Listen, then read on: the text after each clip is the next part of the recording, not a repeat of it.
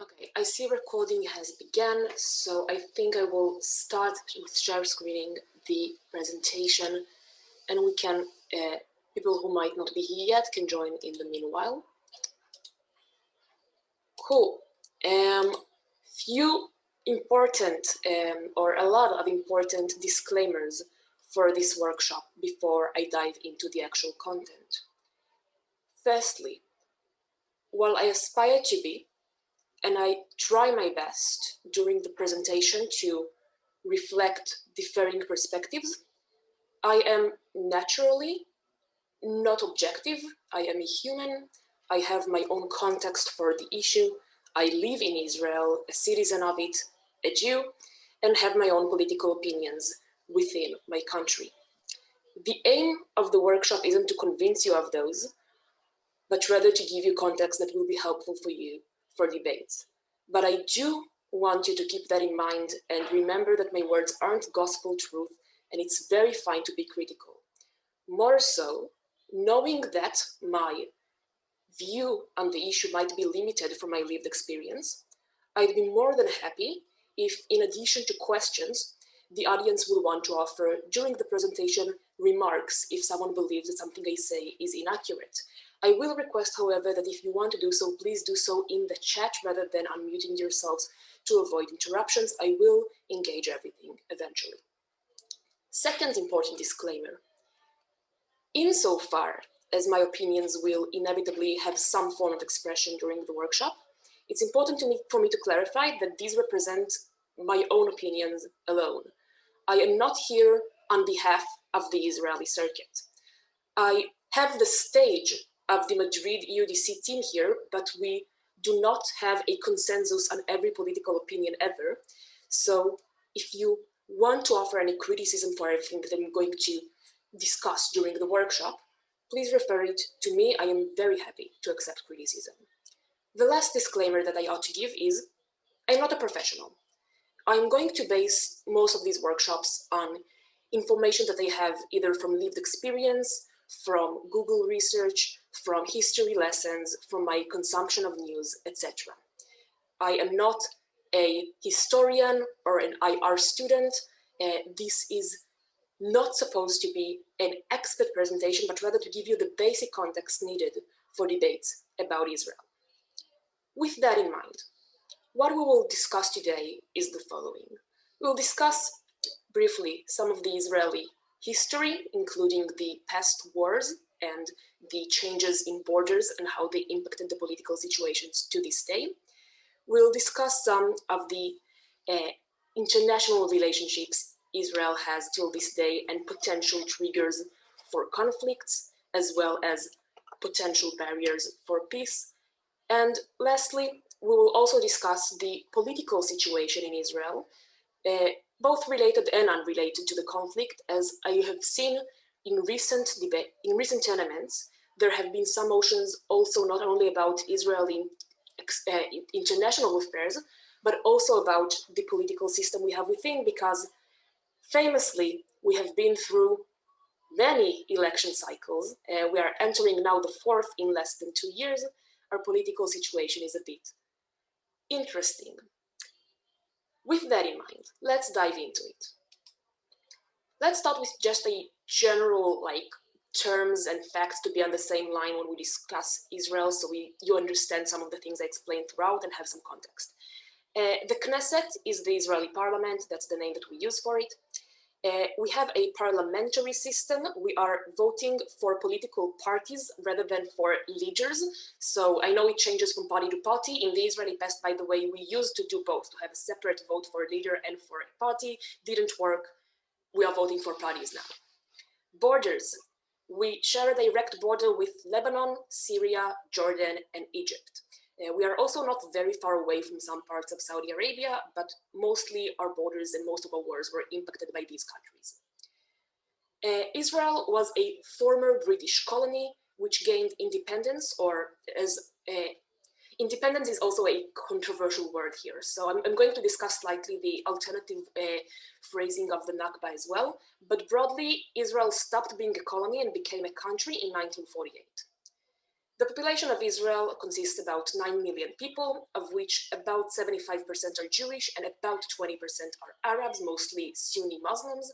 There are 5% of other minorities that I will not discuss at length because they are slightly less impactful of political results and decisions made.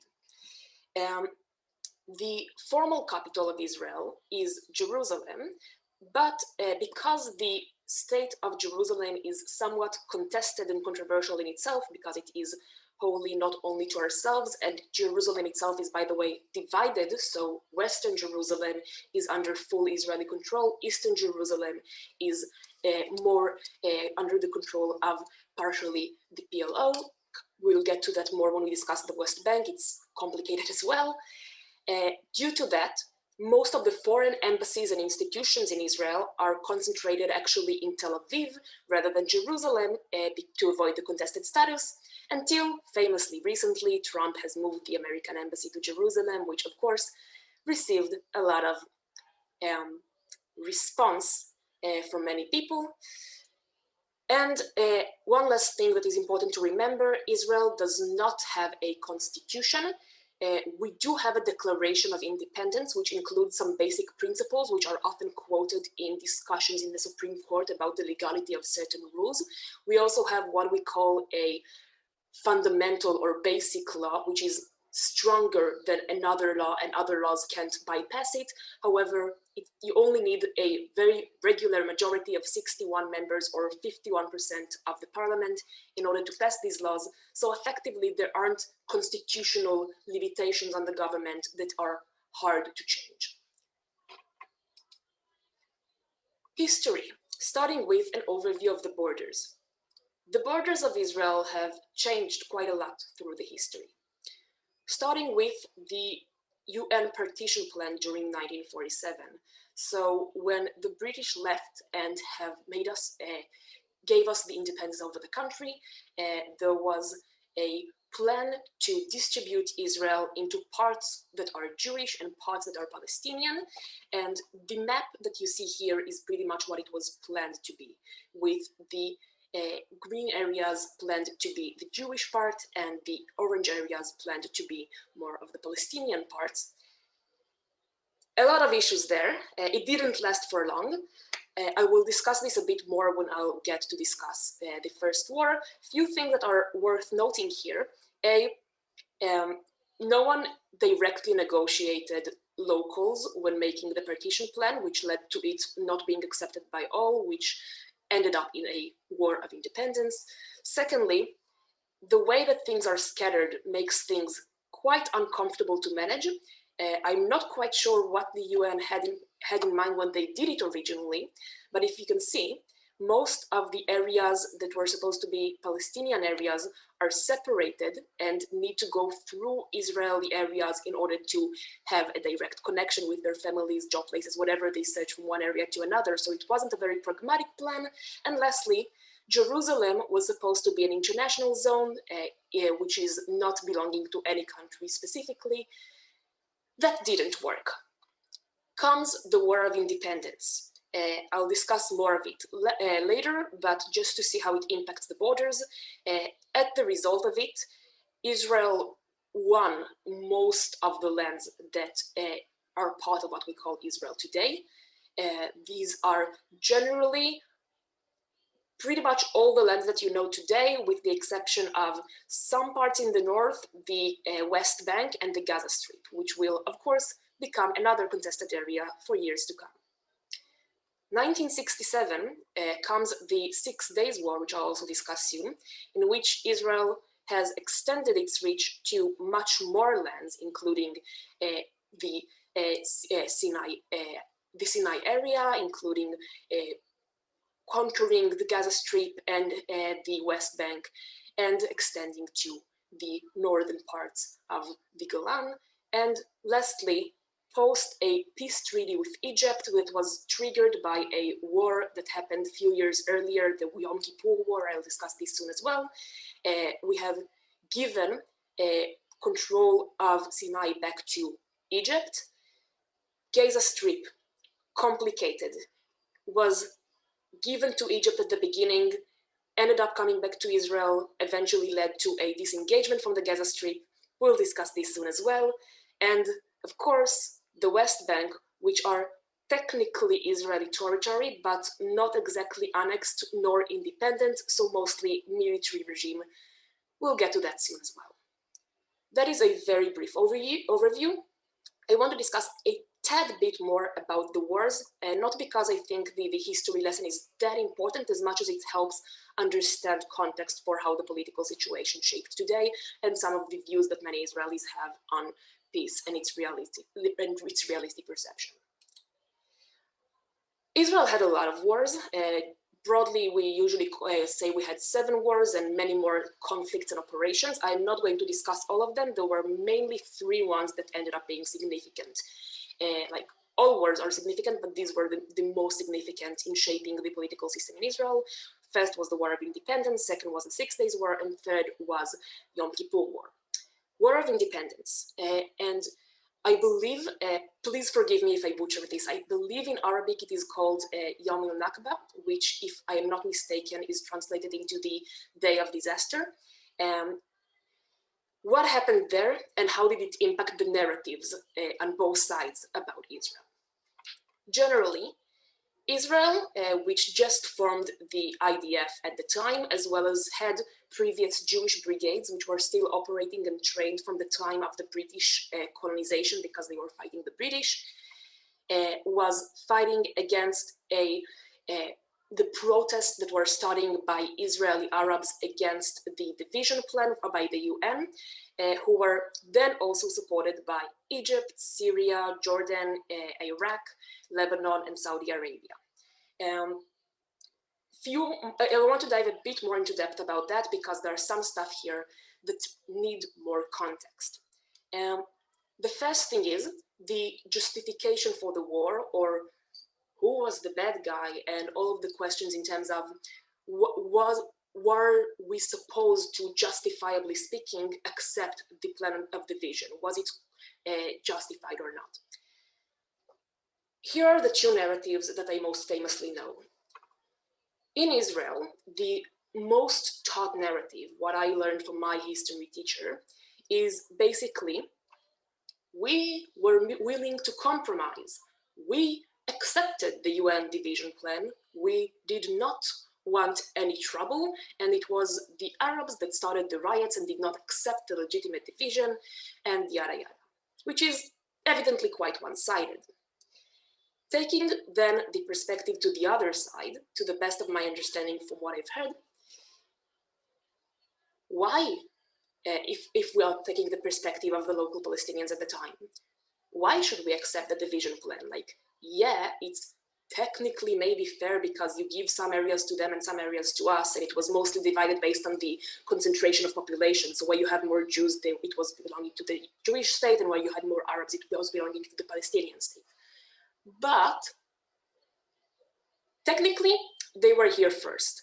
Arguably as well, some Israelis claim that biblical history Jews were here 3,000 years ago. I don't particularly think it's a very compelling argument. So essentially, on the other side, many would say, there's no reason why we need to give up about half of our country. We don't need to compromise. You need to get out. Going back to the flip side, we don't have anywhere to go out, would say many Israelis.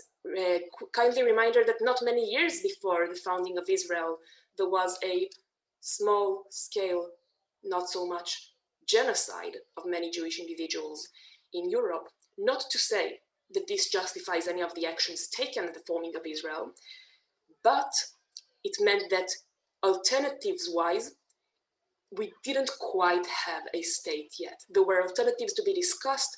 Any alternative would make us need to take a land that was already inhabited by other people. So kind of a dodgy situation. This in terms of the disputes on narratives and who were the perpetrators when we talk about the War of Independence. A second dispute in narratives about the War of Independence is who had the upper hand. So a commonly discussed narrative in Israel, which is part of the national ethos that is often taught across to students, is the win of the weak against the strong. And this is something that often people like to cite the fact that we were just a new country with a just newly formed army, and we were surrounded by all of our foes and attacked by so many different countries on our own. All of this is technically true. However, there were also some significant advantages that Israel had at the time. Firstly, just as context, most of the countries that are listed here are also former colonies, were very new at the time and had a very new military, etc. Secondly, in terms of intensity of preferences, because Israel cared very much about this war because it was their literal claim for a land, everyone or very large percentage of the population recruited, leading to us having many soldiers in this newly formed military, whereas other countries which had lesser stakes in it claimed to have ideological support of the Palestinians. Some claimed that their actual incentive was to annex some of their lands themselves, but generally had their own country behind them, so sent just less troops than the Israeli troops. And lastly, of course, the coordination benefit. So most of these countries aren't actually the same army working together, but just attacking on different fronts, whereas the Israeli army was very much united and had more collaboration, etc. Long story short, not to delve too much into it, there were advantages and disadvantages on both sides. Evidently, Israeli won. In the national ethos, whether it's accurate or not, many Israelis to these days believe that we fought against the strong and the oppressors and we won against all odds. This is not me saying that it's true, but it's important to understand this state of mind to understand parts of the election process in Israel. After this war, Egypt gained control of the Gaza Strip, Jordan gained control of the West Bank, and Israel got pretty much all the rest. About 1 million Arab refugees left Israel at the time, which is another disputed narrative, which is important in current context. The number that I just provided is also not something that is always in consensus. So the story is this. Some Arabs were forced out by the Israeli military. We know this for sure. We don't know how many. Some Arabs left out of fear of the war. Some Arabs were left with the encouragement of other neighboring countries that often, like the neighboring countries that started the war, often told them, don't worry, once we conquer the land, you can come back, just give us a way to get through, eventually not really filling into the promise. So some of these ended up being citizens mostly in Jordan. Others ended up with no citizenship whatsoever. There is a disputed question till this day about what we call the right of return for the Palestinians who were who left the country at the time. So there are two main questions here. The first one is, are they actually refugees? Because many Israelis claim that they technically left of their own volition. Others would say, like, some of them definitely didn't, some of them were forced out by the IDF, but even those who technically did were kind of pressured to do so by the threat of war. The second question, which is probably trickier, is how to treat the descendants of those individuals. So many of the people, since we are talking about 1948 here, aren't alive any longer. They do have children and grandchildren. And then there is a question of, is Israel obliged to give them a citizenship as well? I am not going to delve deeply into this ethical question. It was the source of some debates in the past. I will say two factual things, which are just the reality, regardless of whether we like them or not. First one is, if indeed Israel were to accept all of these refugees and their descendants back, there would no longer be a Jewish majority in Israel. Secondly, as a direct result of this, there is no political chance or reality for Israel to ever do that. Whether we think it's justified or not, the possibility of any Israeli government supporting the right of return is not a realistic one. 6 Days War. Israel fought at the time against Syria, Jordan, Egypt, and Iraq, that also had some aid from many other Arab countries in the region. Now, this war both followed continuous escalations before and was followed by continuous escalations after, but the war itself officially, and the vast majority of it, lasted 6 days with massive victory and conquered lands for Israel. This was a huge boost to Israel's national pride, to the national ego of many people, to our confidence in our abilities, which will soon also lay the foundations for the next war.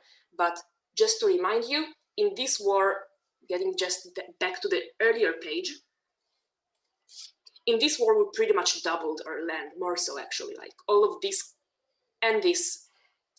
These were all land that we only got after the 6 days war, and in 6 days, many people felt a lot of pride in this. Comes the Yom Kippur War. In this, Israel fought mostly against Egypt and Syria. Israel at the time was supported by the US. Egypt and Syria were supported by other Arab countries as well as some communist countries, including some arming from the USSR, including some involvement of North Korea, and I think Cuba as well. The biggest thing in terms of how it impacted Israeli politics in this one is this war was probably preventable.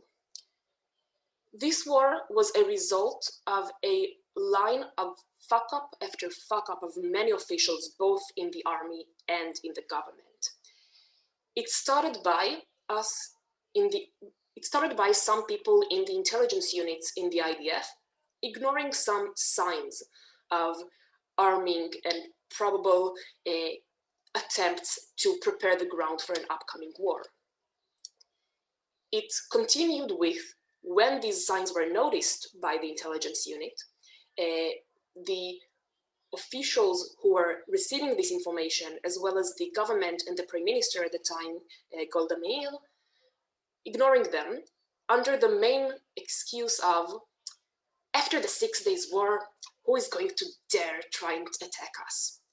Now, here it is important to remember, we were very full of ourselves after the 6 days war. We felt like gods in the region, and no one expected an upcoming war to be something likely given how massive of a victory we had then. This led to us being very unprepared in the Yom Kippur War. It ended up being our deadliest war with about 2,700 deceased, by the way, or not by the way, important fact as well, the number of deceased collaterally on the opposing countries was, I think, about 20,000. I am focusing during most of the workshop on the implications on Israel because it's not a workshop on the Middle East. I cannot engage everything, but obviously there are implications on both sides which are very severe. We still claim we won, technically speaking, because we did manage to push the forces away, but due to this being a very traumatic event in the history of Israel and due to so many criticisms of the government as a result of this, this led to several important political implications. Firstly, Golda Meir, the prime minister, resigned after massive public backlash. Secondly, what we call in Israel the political revolution. So a piece of context here, surprising to many, at the beginning, Israel was overwhelmingly left-wing. More than 30 years from the beginning of Israel, there was a continuous hegemony of a ruling bloc of the left wing, mostly because Israel was originally funded by people who left the USSR but would still had communist ideals, yada yada. After that, with many blaming the government for the mismanagement, and with some more escalation in the hawkish worldview of many Israelis post the war, feeling more unsafe and feeling more threatened, there was a rise of a right-wing government. However, this right-wing government was also behind the plausibly most important peace treaty of Israeli history, that is the peace treaty with Egypt, in which we gave them Sinai back in exchange for peace. I'm not going to discuss the other wars in this workshop because of lack of time, but if anyone is interested for further reading, the main wars to be read about are the Suez Crisis, War of Attrition, 1982 Lebanon War, and 2006 Lebanon War, because of course one isn't enough. Now what? So far I have reviewed the past of his Israeli diplomatic relations, or lack of those relations. What happens today? Let's start with a quick checklist of countries in the area. Jordan. We have a continuous peace with Jordan for quite many years. Egypt, as I've said before, since 1979, we have a peace with Egypt. During the Lebanon War, it got a bit dodgy.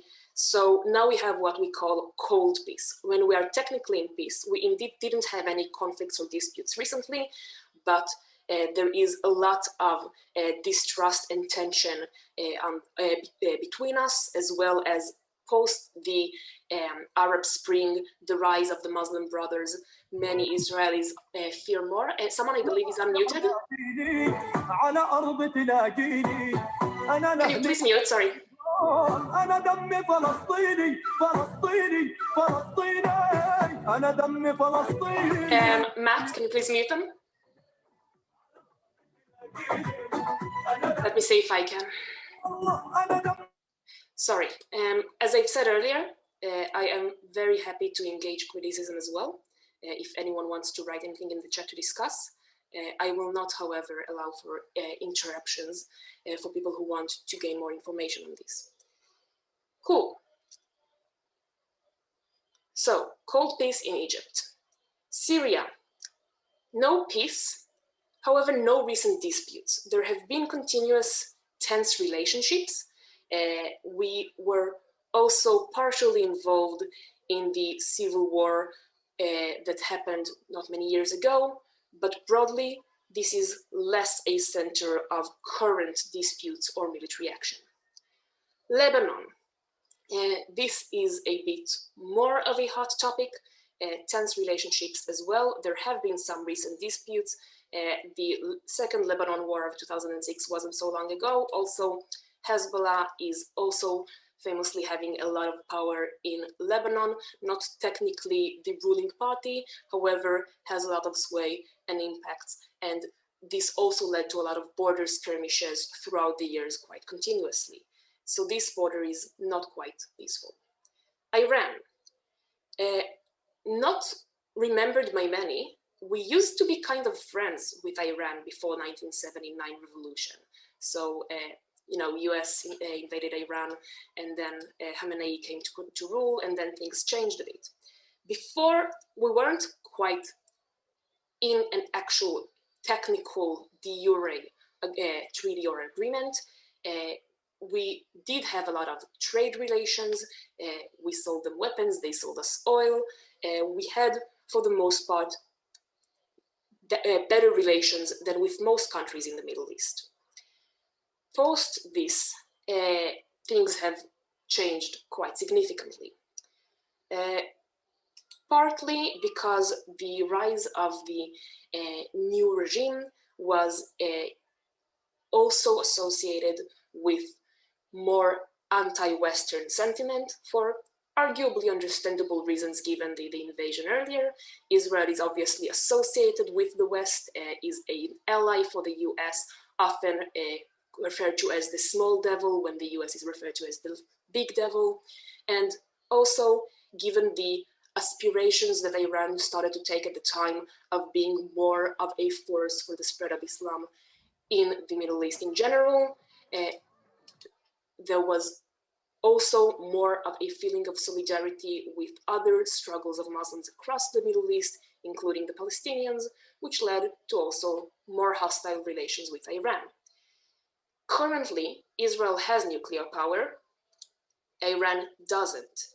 Israel really wants them to still not have nuclear power because our relations are quite tense and we are afraid. This is not to say that, legitimately speaking, they shouldn't have, as I've said before, we do.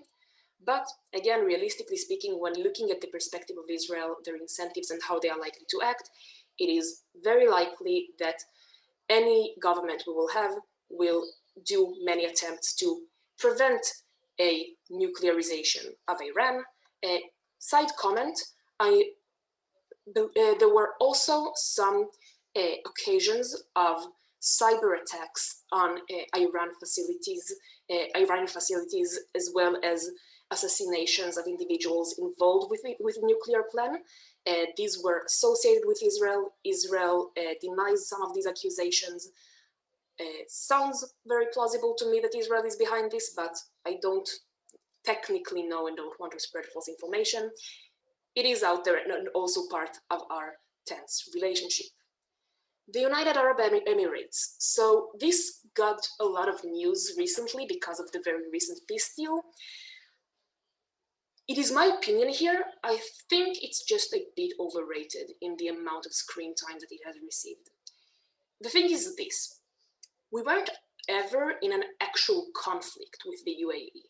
We had tense relations, we didn't have trade relations with them, they didn't acknowledge us as a government, etc. But we didn't have an actual warfare with the UAE. The actual implications of this peace treaty are probably A, economic, just because we opened trade with them, B, weapons trade, famously Israel is now selling weapons to the UAE, declarative value, the UAE has formally acknowledged Israel now, and as some interpreters believe, and personally me as well, but again, my opinion here, a temporary red herring for Netanyahu. So just to remind, we are in a constant situation of re-elections for 2 years now. And that, with addition to the COVID situation, many protests, some believe that Netanyahu has advanced this peace treaty for the purpose of having the news discuss that rather than the mismanagement or the protests, etc. So this is also an important piece of context to remember often in debates about Israel. Often the decisions made in terms of peace and war are impacted by internal political incentives of certain politicians, or could be impacted by those, and how they want to be perceived in the media. The West Bank. Okay. The West Bank has a population of probably about 3 million Palestinians and probably about 500,000 Israelis. The reason I say probably is, like most things regarding Israel, the numbers here as well are under controversy. There are political incentives for anyone researching the situation in the West Bank to persuade that there is a majority in one direction or another, or the extent of the majority. No one actually contests that Palestinians have a majority in the West Bank. The question is how much, and therefore the numbers are also somewhat contested. It's a bit hard to count because, unfortunately, this area does not have a formal autonomous state at the moment that allows to do a count of citizens in a very simple manner. We estimate those to be the numbers. The Oslo Agreements. During 1993 to 1995, there was a negotiation with the PLO to gain the Oslo Agreements. In these agreements, it was decided to divide the West Bank into 3 main areas, as can be seen in this map. So we call those Area A, Area B, and Area C. This is also, if you do further reading afterwards, if you read about those areas to know what they mean. Area A are areas that are under full control of the PLO, both civilly and militarily. These are about 20% of the area in the West Bank. These can be seen in green in this map. Area B is civilly controlled by the PLO, but militarily controlled by Israel. This is another 20% of the West Bank. This can be seen as the brown areas on this map. Area C has full Israeli control and Jewish majority, because there are Jewish settlements also in the West Bank, so these areas are mostly inhabited by Jews. and these are about 60% of the West Bank. In the Oslo agreements, it was agreed to give the PLO this partial control in return for peace, hopefully. Partially worked. Few things that are discussed until today. The presence of military courts. So because the majority, like the vast majority of the West Bank is controlled by the IDF, there is a military rule in the West Bank, what is often referred to as, probably rightfully, the occupation. In this, there are several issues that are leading to a probably justified criticism that we receive often, and that is, A, under military rule, if someone is being accused of a risk to Israeli security, of an alleged attempt to sabotage, etc., they can be detained without a court process, essentially indefinitely. It's limited at the first time, but you can extend this indefinitely. Secondly, there are often curfews limiting the movement of individuals, as well as just many incidents of escalations, because when you have Israeli troops in a majority Palestinian population, which obviously don't have the best of relations with one another, it is commonplace to see escalations leading to often loss of lives, mostly on the Palestinian side. There are also many frequent small-scale conflicts. So these are not the wars or operations, but rather Jewish settlements and Palestinian settlements, which often get into disputes, sometimes including throwing of rocks, sometimes throwing Molotov bottles, and many other issues. Geographically, the West Bank has some relevant importance in how it is discussed in the Israeli political system. The West Bank, as could have been seen on the map before, is at the center of Israel. It has a direct border with Jerusalem, and in fact, under most definitions, it also includes East Jerusalem, and it is very close to Tel Aviv and other highly populated cities. The reason this is important is because in Israeli elections, the way that it impacts often people's intensity of priorities is probably larger than usually what happens on the Gaza Strip.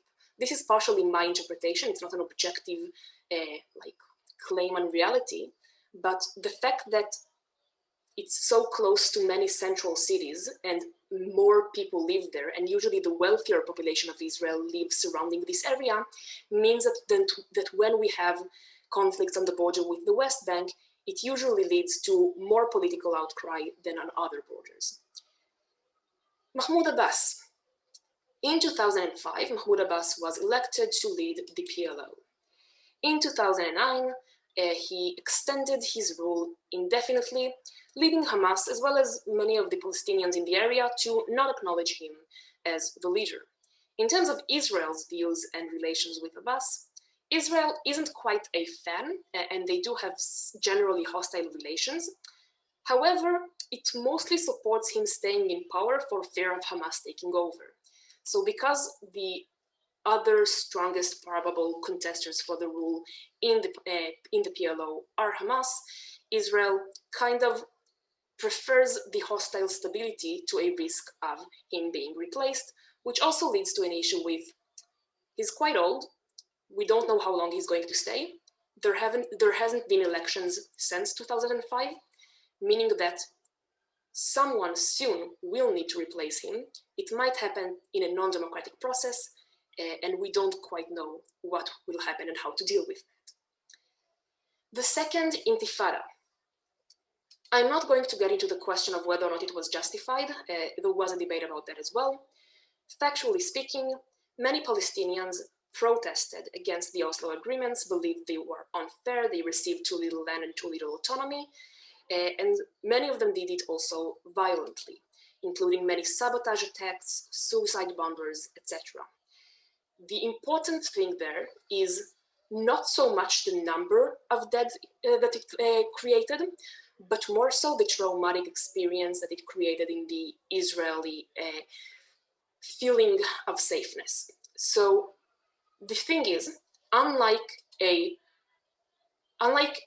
formal war, a terror activity is much harder to react to or control.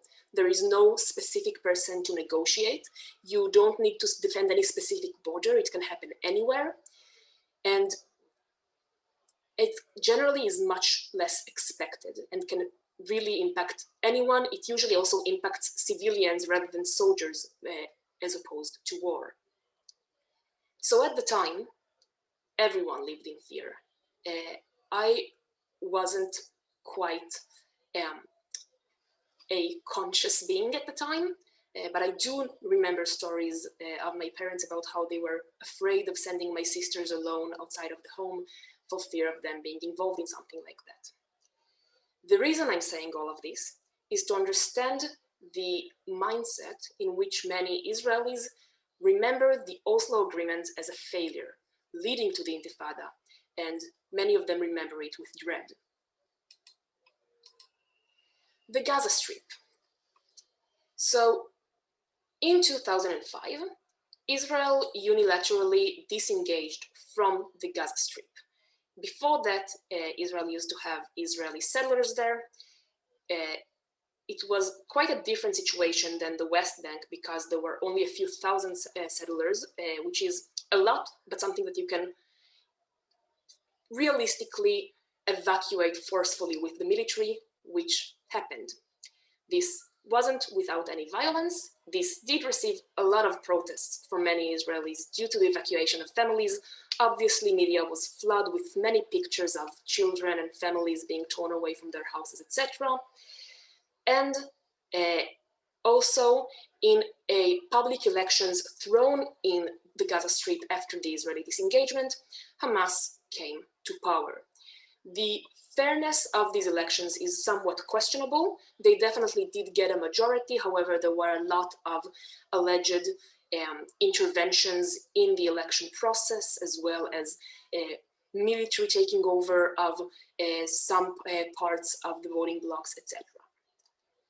Since then, however, Hamas has been continuously in rule in the Gaza Strip. The Gaza Strip has been under blockade. Trade with Gaza goes through Israeli ports.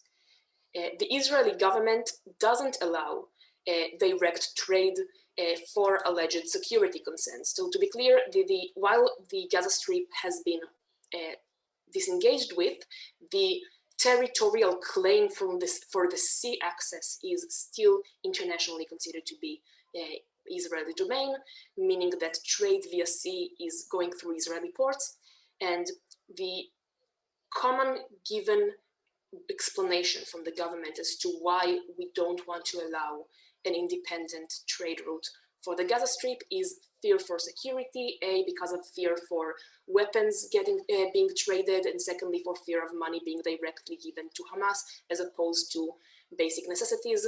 So Israel only allows actual trade that is supposed to get to the people to get to the Gaza Strip. This obviously also slows down the economy in an already very poor area, which also leads to some more dispute. A common debate that was given in Israel more than once is, should we stop the blockade? From the perspective of Israel, it's a non-trivial question, but in any case, a very big part of the tensions today. Infrastructure. The Gaza Strip is dependent on Israel for most of its infrastructure, including electricity and water. This has been used before by Israel as a leverage in many conflicts, so trying to pressure Hamas to seize action via disconnecting citizens from their electricity or water sources. This was obviously criticized often as people are dependent on those for their living, including many innocent individuals. And another often debatable topic here is should we enable them in independent infrastructure facilities? There is some disagreement on this, given that some believe that this leverage also keeps some, what's the word in English? Deterrence force to prevent conflict. Mismanagement. Here, I have to say, I am very much influenced by the probable news sources that I have consumed. I have failed to find contradicting information to what I know, but it is not impossible to me that some of this is exaggerated, so possibly you want to check further. However, allegedly, Hamas is using a lot of the budget that they receive from the Gaza Strip for military activity while leaving many of the citizens in dire poverty and not investing this directly in necessities.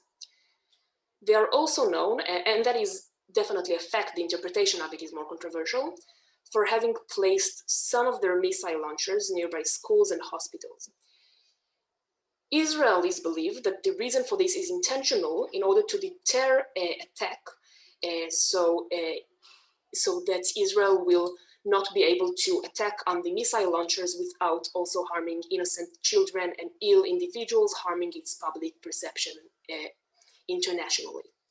I need to mention here as well, Israel did attempt in recent years to try and avoid harming creating such collateral damage in the form of sending notices and warnings for people to evacuate in advance. It didn't always work. It obviously also had the inevitable harm of, if you destroy a hospital, even if people are evacuated, you destroy a hospital. And indeed, regardless of that, many innocent individuals have died in the process. A large issue of dispute is who is to blame for this. Obviously, there is a lot of blame to go here for Israel for the attacks. In the Israeli perception, it is also a lot to be blamed on Hamas for putting the missile launchers in there in the first place. Barriers to peace. So I think something I've heard often when people have asked questions about debating Israel is how to prove peace is likely to happen. The sad answer is, I don't think it is. It's not a question of, is it worthwhile? Everything I'm going to describe now is going to be the perspective of Israel, and this is not a global perspective, right? It could be that despite all of these harms, it's still preferable to have peace, to adopt a two-state solution or whatever. All of these are reasons why peace is very unpopular in the political discourse in Israel today, and it's kind of important to understand foremost debates about the political situation. And here I want to take a step back a bit into the question of the narratives behind this. In this slide, I do not aim to justify any actions by Israel. I do, however, feel that a misunderstanding that often I notice in many debates is the perception that the occupation is a direct result of exclusively or mostly racism, lack of empathy, etc. Now, racism exists. I'm not going to deny it. It is a big factor here. I am, however, quite strongly of the opinion that it is not the main reason for the continuation of the occupation. I do believe the main incentive for most Israelis who vote for right-wing parties is based on fear, based on believing that any attempt towards peace or a two-state solution or giving land, etc., will lead to more security harms. This does not say that it is necessarily correct or that it justifies the actions. It is important for how you analyze your arguments. The reason is, if we take a less cynical perception of how voters act in Israel, and to understand that part of their motivation is based on not wanting their own children to die, it helps us identify more what is likely to be more or less compelling for Israeli voters or politicians to agree to in different negotiations. And here, as a response to the general question that I discussed before, how to prove peace is likely to happen, I don't think you can prove peace is likely to happen. I do think you can prove, under the right conditions, Israel can make certain concessions, can make a slightly less conflictual area. To do this, however, it's important to understand what makes Israel avoid making these concessions today. First thing, fear of Hamas. This is particularly and mostly for the West Bank. Many in Israel fear that a disengagement from the West Bank, similarly to the disengagement from Gaza, will result with a takeover by Hamas. Many believe that the main thing preventing Hamas from making a military overthrow against the PLO today is the presence of the IDF soldiers preventing them to do so. Given the past that we've had with the disengagement and the uprise of Hamas then, this leads many Israelis to oppose similar means today. Secondly, fear of another intifada. As I've discussed earlier, after the Oslo Agreement, there were a lot of violent protests by Palestinians who were not pleased of the result of the peace treaty, the Oslo Agreement, not exactly a peace treaty. Under the realistic understanding that in all likelihood, any treaty that we might form is not going to be approved by all of the Palestinian individuals, many fear that if we're going to form an agreement that will be unfavored by enough people on the Palestinian area, it will lead to another intifada, another violent protest of many who oppose it. Settlements. So I've mentioned earlier the settlements that were in the Gaza Strip that were evacuated. In these, I mentioned that there were a few thousands of those settlers at the time. Today, there are 500,000 of those in the West Bank. The reason it is important is several reasons, which makes it politically very hard to take them away. And I want to separate two different political issues here. There is the issue of extending the settlements, which Israel has done for years, and this was easily avoidable. However, trying to evacuate the settlements is a more difficult issue. Firstly, because there are so many families live there, forcefully evacuating them is really practically difficult, with many of them likely to fight back against it, with many of the IDF soldiers likely to not want to cooperate with this because maybe some of them also believe in their agenda. It is likely to involve a lot of violence. Generally, needing to act violently against our own people is not a very popular political act.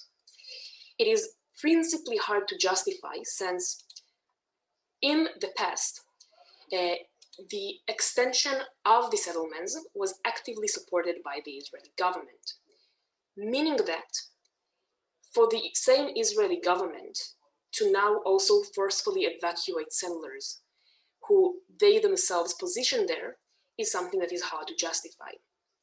Again, all of this not to say that it shouldn't happen, but rather that it is very politically hard to make it happen. Distrust.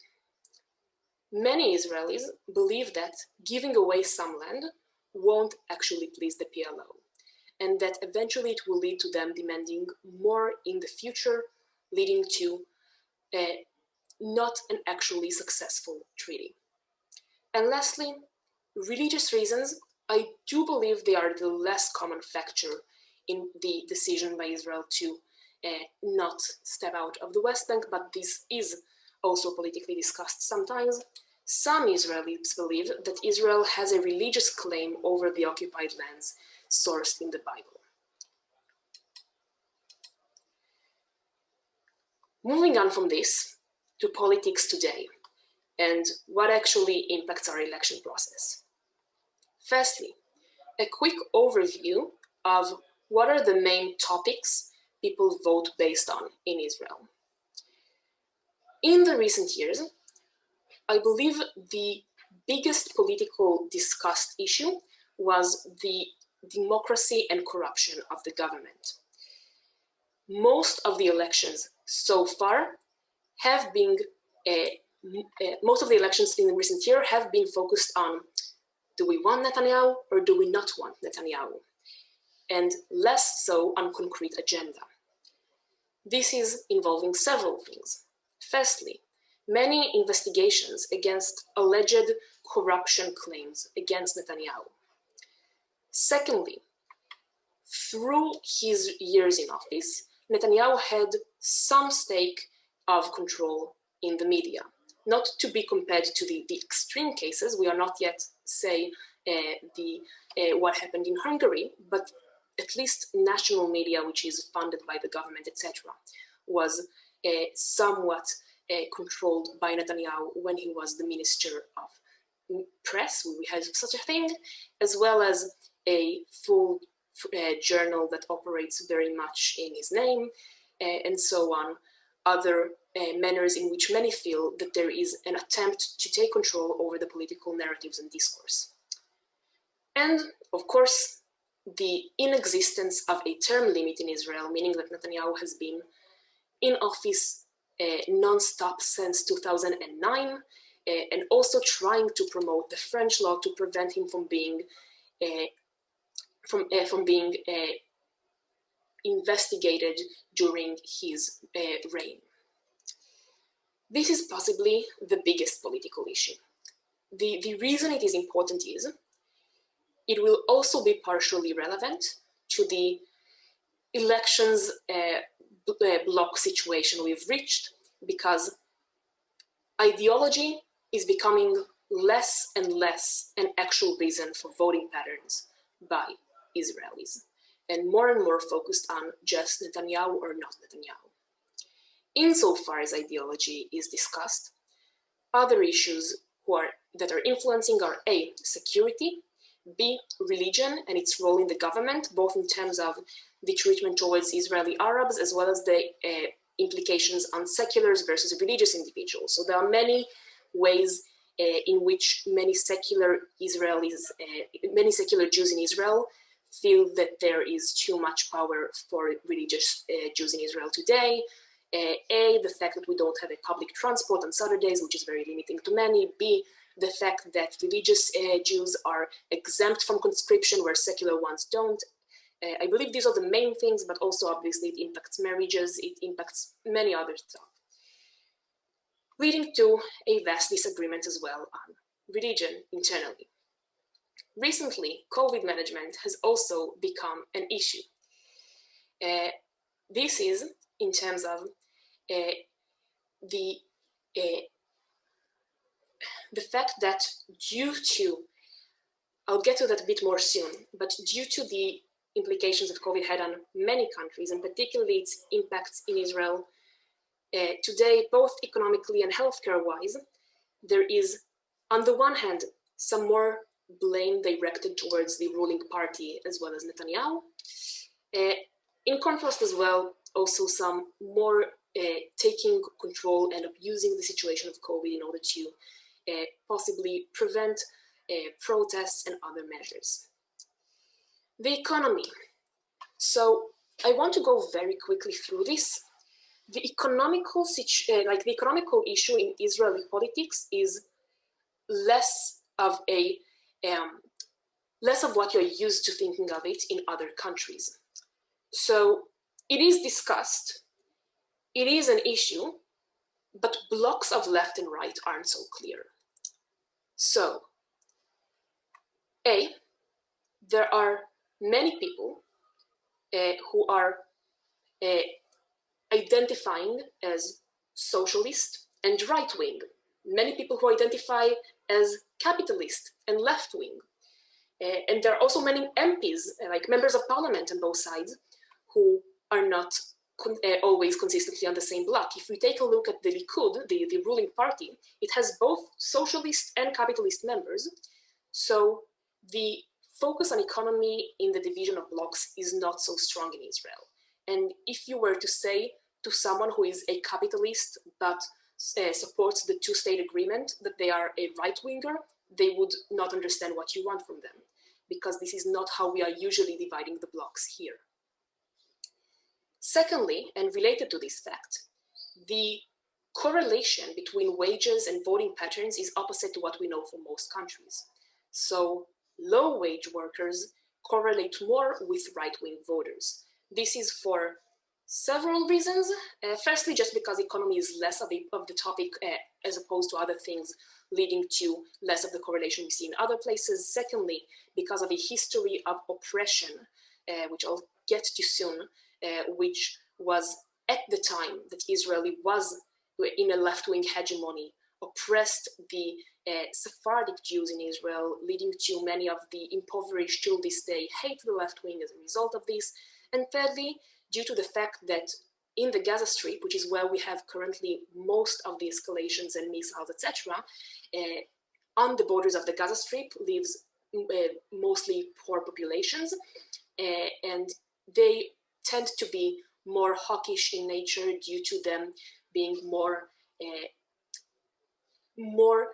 afraid of the threat of Hamas and the Palestinians, and often this is correlating to them less supporting of left-wing parties as well. And ethnic tensions, as I've said before, there is an inner ethnic divide among Israeli Jews. Obviously, there are ethnic tensions also between Jews and Arabs, but for context as well, Jews in Israel broadly are divided into Sephardic Jews, which are originated from North African countries and Mediterranean countries, and Ashkenazi Jews, which are originated from Europe. In the past, the Ashkenazi Jews had much more control over government offices. This was during the left-wing hegemony in Israel, and there was a lot of oppression towards Sephardic Jews there, mostly economically speaking, also leading to many of the voting patterns still this day being impacted by your ethnicity. One thing that I want to say very briefly, despite it being a topic for debates very often, both in Israel and outside of it, conscription isn't really a voting issue in Israel.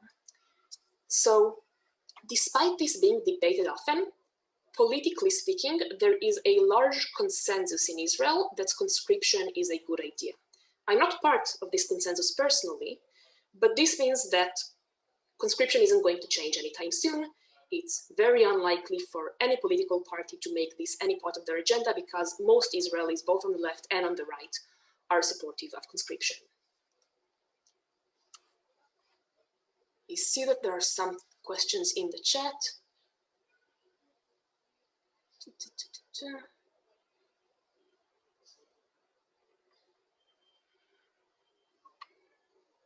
Okay. The recent question I see, to be clear, if any particular criticism of what was said before would be phrased as a question or remark for me to reply to, I will, insofar as it is just a general disappointment of the presentation, you are of course welcome to leave. A question I now see is, how widely is Hamas supported by Palestinian populations? To be honest, I don't know. It's very hard to know, given the fact that there were no recent elections, both in the Gaza Strip and in the West Bank. Estimates are, according to surveys, that most Palestinians do support Hamas, but it's very hard to determine just based on surveys. Cool. Why so many elections? What has happened recently? Israel is now entering its fourth election cycle in less than 2 years. Several reasons for this. Firstly, fragmentation. Due to many internal divides in Israel, both Jews and Arabs, Sephardic Jews, Ashkenazi Jews, left, right, whatever you want, religious and secular, there are many small parties in Israel. In fact, the ruling party usually only has around 25% of the votes, nothing near a majority. This, A, makes it very hard to form a coalition. B, means that once a coalition is formed, it is very unstable, because every small party that leaves it can lead to a re-election being triggered. Thirdly, it reduces the legitimacy of the government in the eyes of many, making it easier for parties to trigger re-elections and say that this government does not represent the majority of the people. And lastly, it also allows for pressure groups to condition their stay with inflated demands.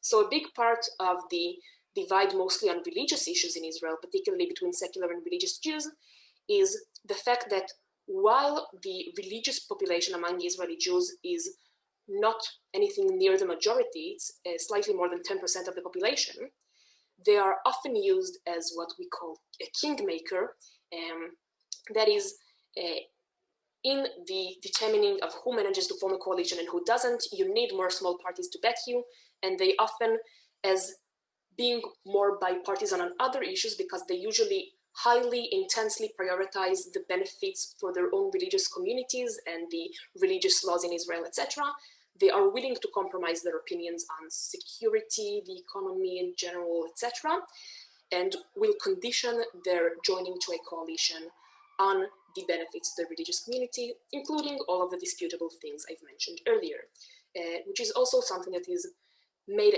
possible through the fragmentation of the political system. Secondly, lack of alternative. So despite having a left-wing hegemony in the first years of its forming, the left in Israel has been on the decline for years. And in fact, I am going to show to you a graph soon. There isn't essentially a left in Israel nowadays. There is, it's very small in its political implications. Gantz, here I'm saying an opinion, it's not something that is technically objective, but I'll stand by it. Gantz wasn't left-wing. At best, he was centrist. In many ways, his opinions, militarily speaking, aligned with hawkish opinions. The current contender, Gideon Sa'ar, is actually from the Likud. He left the same party Netanyahu was in, and he has basically the exact same political opinions, except for no Netanyahu. So the thing that is important here is, for many years, and to this day, essentially, it's not clear who else to vote for. I'm going to show to you a graph soon of the division of parties according to surveys pre-elections here. But if you are against Netanyahu in Israel and you want to vote for someone to replace him, you have two issues. Firstly, the biggest party, according to surveys, is likely to get only half the votes that Likud does. So you don't really have a chance. And the second issue is you're going to need to compromise a lot of your ideology. There's not much to be changed. That is, for the most part, because for many years, the left has tried to lean more and more rightwards in order to sway more right-wing voters to potentially replace Netanyahu. We have come to a situation when there is no longer any large left-wing party, and now people are left between, if you are a leftist in Israel, voting for an opposition party or voting for a party that goes against your ideology. And the lack of inclusion of Arabs in the coalition. So there are Arab parties, they have been conjoined in recent years to one conjoined Arab party, and historically there was a mutual not wanting of both sides for them to be on the coalition. The Arab parties did not acknowledge the state of Israel due to the opposition to the occupation and refused to sit in the coalition. And the Zionist parties, which are most of the political parties in Israel, would not sit in the coalition with the Arab parties because it would be considered a political suicide due to them being opposed to the existence of Israel. This includes left-wing parties too, and this makes it harder to get a majority because when the Arab parties do have quite a few seats in the parliament while being underrepresented in relation to their actual part of the population, it means that it makes it even harder to gain a majority, especially if you are on the left, which is more dependent on coalition with the Arabs. All of these leading to our elections often leading to need to be repetitive, etc.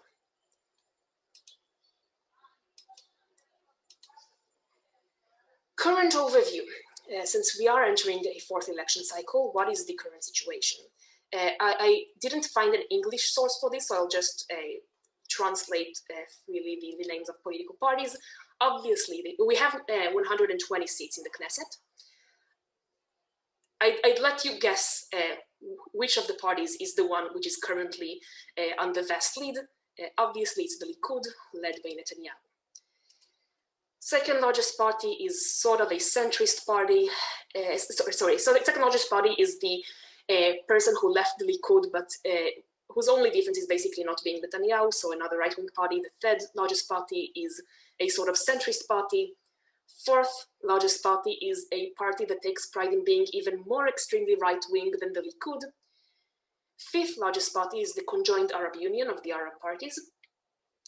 The other two are two religious parties, so one for Sephardic religious Jews and the other for Ashkenazi religious Jews.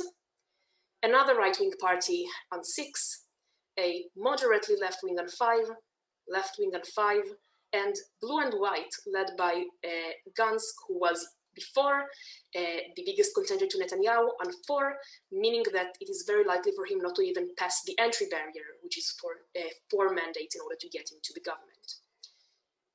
Netanyahu is clearly on the lead, but his bloc doesn't seem to be able to form a majority because you need to have a coalition of 51%, and the 2 biggest parties after him, as well as most of the bottom parties on the list, have said in advance that they will never sit with Netanyahu. A good question whether or not they will stand by this claim, but meaning that Netanyahu has most of the votes, but not yet a majority to form a coalition.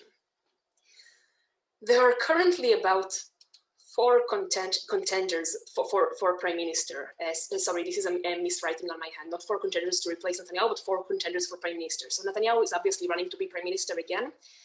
All of the 3 parties next on the list that I've just mentioned, the leaders of these parties also claim that they are running to be prime minister.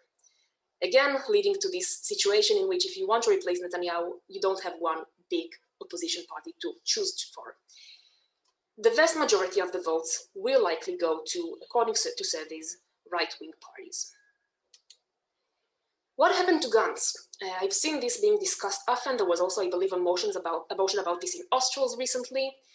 So Gantz was the leader of Blue and White, was the biggest contender to Netanyahu, and in fact, in the recent elections, got more votes than the Likud. And here he is now, with 4 mandates, according to surveys, possibly not getting across the entry barrier. Why is that? There was a rotation agreement between Netanyahu and Gantz, partially pushed by the pressure of COVID, saying that we need to be united now because we have to have a functioning government and we cannot run another elections. In the rotation agreement, Netanyahu has promised Gantz that if he stands in the coalition with Netanyahu and lets Netanyahu be the prime minister for the first 2 years, Gantz will get to be prime minister for the next 2 years, or the other half of the kadention. Whether or not Netanyahu ever intended to stand by this claim is controversial. Personally, I don't tend to believe so. What did happen, however, is the agreement of the rotation led to a splitting of the party. Why is that? Because, as I've said before, elections in Israel have become less and less about ideology, more and more about yes Netanyahu or not Netanyahu, meaning that the main reason Gantz was elected was to replace Netanyahu. And so many of his voters felt disappointed or betrayed when he entered a coalition with Netanyahu. So a lot of his party just left him and split up. Of course, in a result, Netanyahu claimed, wait, now you only have very few of your members. You're no longer representing a big chunk of the Israeli population. We can't justify letting you be a prime minister, so we have to cancel the rotation. All of this situation ended up being politically fatal for Gantz and his party, and now basically not many people are left wanting to vote for him. COVID and its implications. The impact on Netanyahu's perception was swinging a bit. At the beginning, it seemed as though the Israeli government was reacting well. We were among the first to enter lockdown, and this led to, at the beginning, low spread of COVID. However, we didn't have much of a long-term plan, and we just went into and out of lockdown, eventually leading to much more spread of the infections. We have been for quite some time the leading country in the percent of infected individuals, or the number of infected per capita. And now there is another swing potentially, because the vaccines operation starting in Israel, Israel having agreed to be one of the pilot states to buy many vaccines and vaccinate the population widely, is generally perceived as popular. So the perception of Netanyahu's management of COVID is up and down quite often. COVID regulations were enforced selectively. This is an important political issue. So generally, for many reasons, in religious neighborhoods, mostly Jewish religious neighborhoods, though some Muslim as well, there was a lack of willingness to cooperate with lockdown measures. This was due to somewhat the belief that the kids need to continue learn the Torah and get to schools, etc., and therefore refusing to close them. Secondly, due to some denying to an extent the existence or the severity of the pandemic. Thirdly, because some religious practices were infectious by nature, so commonplace weddings or going to the mikveh and many other practices which are very infective, meaning that in many religious neighborhoods, people didn't want to obey lockdown regulations. Remember what I've said before, the religious parties are often kingmakers here. Netanyahu is very much dependent on them. This led to lockdown regulations having been, and COVID regulations in general, having been enforced selectively to exclude their impact on most religious neighborhoods, leading to about 30% of the infected population in Israel be religious Jews, despite them being only 10% of the population as a whole. This resulted in a lot of anti-religious backlash, B, a lot of anti-secular backlash, because some would say rightfully, blamed the anti-religious backlash in having some anti-Semitic undertones to it. If you can think of how it sounds when you say, oh, these religious Jews spread illnesses, and it is something that is claimed often here, and just less cooperation of everyone with the regulations, because many secular individuals just felt the feeling of unfairness and the worthlessness of these efforts if it is only selectively enforced, leading to more infections and not much fun.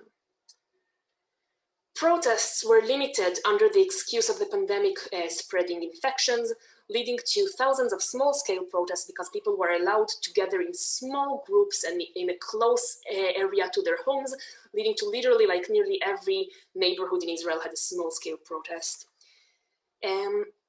Emergency situation justified through the pandemic, allowing the government to operate without a majority on many issues, especially during the time that was between governments when we had the election process, which allowed Netanyahu to do more stuff without necessarily a majority. There were other rotten and interesting things there, like on the day that Netanyahu was supposed to be on a court hearing, they just the night before decided that going to court hearings is unsafe for risk of infections.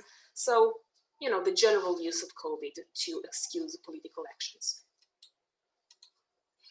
This is mostly it for the presentation. Now I will go through the chat again to search for the questions. What was the Israeli incentive to disengage from Gaza in 2005? That's an interesting question. Some would say that it's not an incentive. There's actually a very commonly done debate here of this House regrets the disengagement from the Gaza Strip. The main reasons, however, is probably at the time, it was believed, and some believe it to this day, that the continuation of the stay in the Gaza Strip was actually leading to more security skirmishes, the extension of more settlers there, the fact that we had more direct interactions between our soldiers present there and the locals, etc., leading to a hope that if we disengage, it will lead to peace. Possibly it has maybe led to a better result than the counterfactual. It's hard to know today. There are many speculations on it till this day. I would want to say that there were also moral reasons behind this. I doubt that, given the ruling party at the time wasn't a left-wing party. Next question. How does Israel's legal system protect human rights and freedoms? It depends. So in the West Bank, it doesn't much. Most of the Israeli law is not applicable in the West Bank, only the military law is. There is obviously often a lot of criticism of it. So while there isn't a legal system to protect it, there are some measures to hold people accountable. So both externally from international forces holding footages there, etc., but also from local voluntary organizations, like one of the famous of them, Shuvrim Shtika. I'm not sure how to call them in English, but an organization of ex-military individuals who have seen in firsthand what Israel does in the West Bank and decides it's immoral, so they go voluntarily to take footages of what happens there to hold us accountable. And therefore, while there isn't a legal system to protect this, it is somewhat, definitely not fully, but somewhat mitigated by scrutiny and lack of want for international sanctions. In terms of internally, and how does the Israel's legal system protect human rights of the Israeli citizens?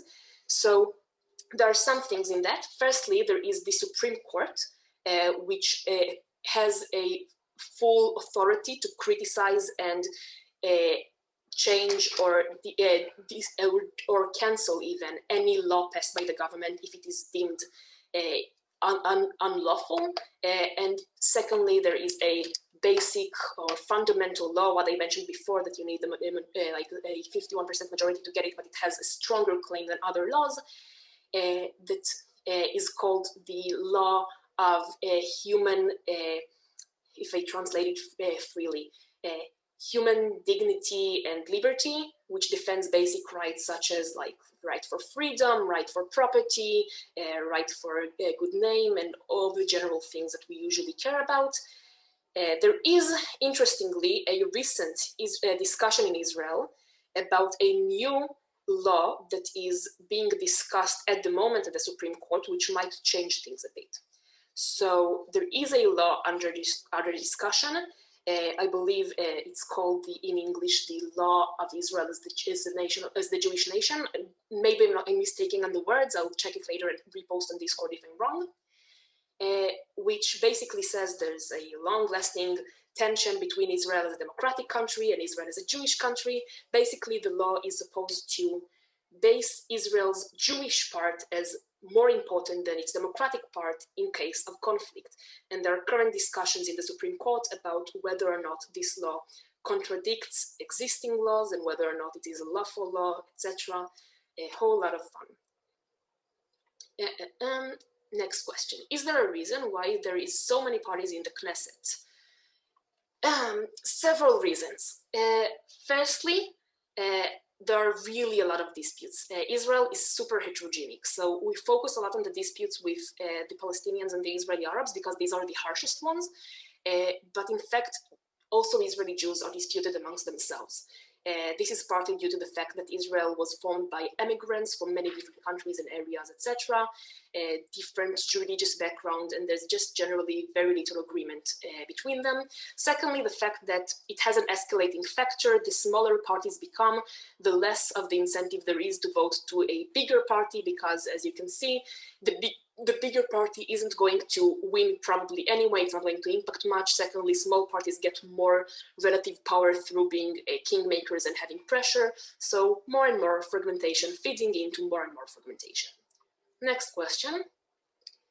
Given the other parties don't seem to want to sit with Netanyahu, why don't the other parties form a coalition to unseat Netanyahu? The internal disagreements. There are many reasons to this, but if I go back, for example, to this graph that I showed earlier, look at the two next biggest parties. That's the first thing. Which of them is supposed to compromise? Which of them is supposed to say, you're going to be the prime minister, I'm supporting you? That's one. Second thing, the president is choosing who is going to form the coalition. And what happens then is, the president is a very formal role. It doesn't have much power, but after the election, the president chooses which party is going to have the first attempt or chance to try and form a coalition. Being the first sometimes has its leverages, especially in this situation. So if we look at what happens here, Likud is probably going to get the power to form a coalition because they are the largest and it's hard to democratically justify giving it the power to other person. All of these people said that they won't sit with Netanyahu. But what happens now? Netanyahu gets the power to form a coalition. These parties now know that their likelihood of getting to form a coalition themselves is not very likely because they are literally half the size of Netanyahu, of the Likud, of Netanyahu's party. And they know that that if they sit in the opposition, they are going to have much less power. Everyone wants to be able to reward their support, their members of their party with ministries, having power in the government, etc. Effectively, this leads to leverage. This leads to Netanyahu being able to say, look, I know you said you're contending to be prime minister and you will not support me, but you don't stand really high chances to be prime minister. So effectively, your choices are to sit with me or to sit in the opposition with no power. Maybe it won't work this time. I'm a skeptic, but we'll see. Next question. Can we say that after COVID is over, Netanyahu will have an incentive to annex West Bank, especially given the recent peace agreement with many Arab states? Or is it politically unfavorable for him to do that anyway? I've read that annexation means a necessity to give citizenship to Palestinians. Okay. Annexation is something that is sometimes discussed in Israeli politics, not something that is likely to happen. So there are two possible ways in which annexation can technically happen, right? One of them would be to give full citizenship to all of the Palestinians in the West Bank while annexing them. This is a political suicide for any prime minister doing that. I'm not asking now the question of whether or not we should, but the question of, pragmatically speaking, giving voting rights to 3 million Palestinians in addition to the already 2 million Arabs inside Israel today will inevitably lead to the next elections, probably leading to a majority Arab government. I'm not saying it's a bad thing. I'm saying it is obviously a not wanted result by most Jews in Israel, but definitely most politicians who don't want to lose their potential sway. Second alternative is to annex the West Bank and not give citizenship to the Palestinians. This has two major issues. Firstly, a humanitarian issue. Even if, say, our politicians are corrupt enough to not care at all, in terms of its implications on the international perception of it, it will be extremely hard to justify in a way that probably will lead to a lot of hostility and sanctions. Secondly, having a lot of population within your country which don't have equal rights, but have a lot of numbers, is likely to lead to internal hostilities and a lot of violence and potentially a civil war. For those reasons, pragmatically speaking, I really don't foresee an annexation happening anytime soon. Are there any other questions?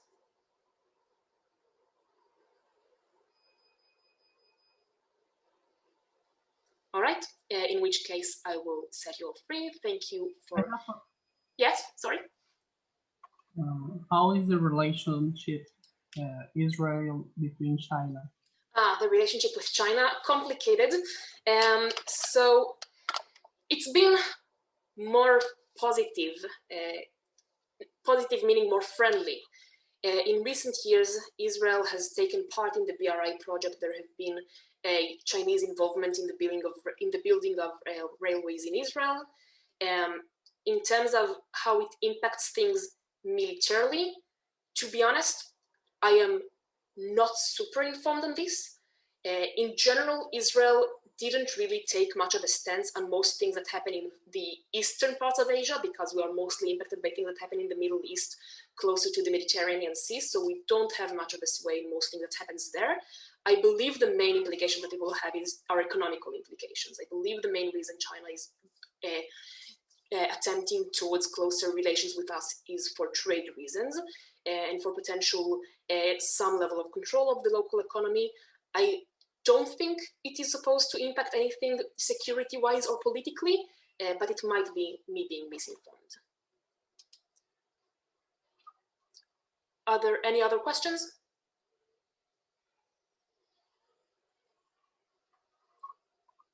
All right. Thanks, everyone.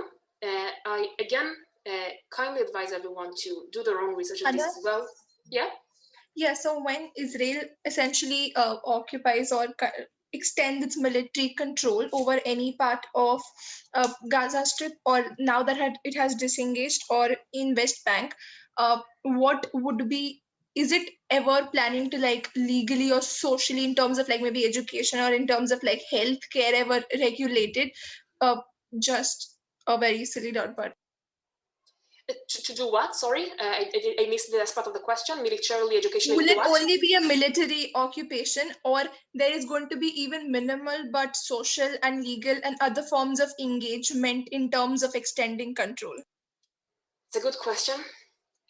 I am not a future teller. I can't know for sure. Unfortunately, realistically speaking, again, not representing what I think should happen, but what I think is likely to happen, I don't see the status quo changing significantly in the near time. Given the fear many Israelis fear of a potential military retaliation, as well as the political incentives of the current ruling party, which aligns very much right-wing, I doubt there is going to be a very significant change anytime soon. Essentially, the whole thing is kind of stuck in the status quo of, on the one hand, not annexing, and on the other hand, not giving away the lands, leading to the continuous occupation under military rule of the conquered lands. I will say something that is important to remember here. And here I need to give a disclaimer, right? Because obviously my views impact the way I give a workshop, and someone else who would give it would say things otherwise. I am generally I'm against the occupation. I'm aligned with the Israeli left. I will say, however, that it is important, in my opinion, to understand the perspective of the people who disagree with me here, because I understand them to an extent.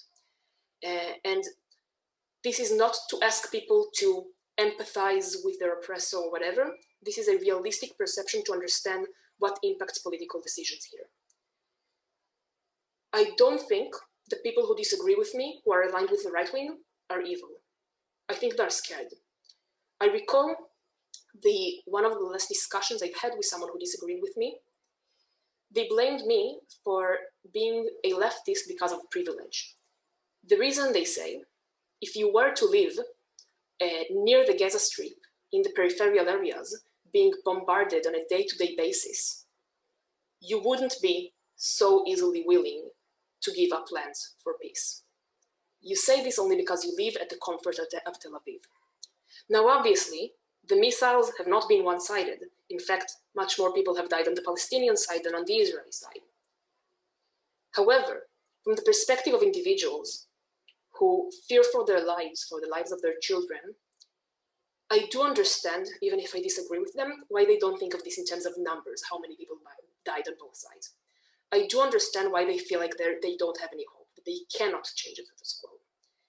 And I think understanding this perception and this perspective is the key to understanding how anything can be changed in the long run, because insofar as external actors will continue approaching this from the perception of we only do this because we're evil, then there is even more the chance that nothing will change. I hope this answers the question, despite maybe not being a very optimistic answer. Any more questions?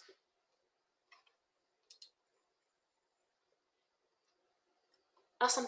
So thanks everyone. We'll call it a day now. Do feel free to ask any follow-up questions on Discord or whatever. Is that it?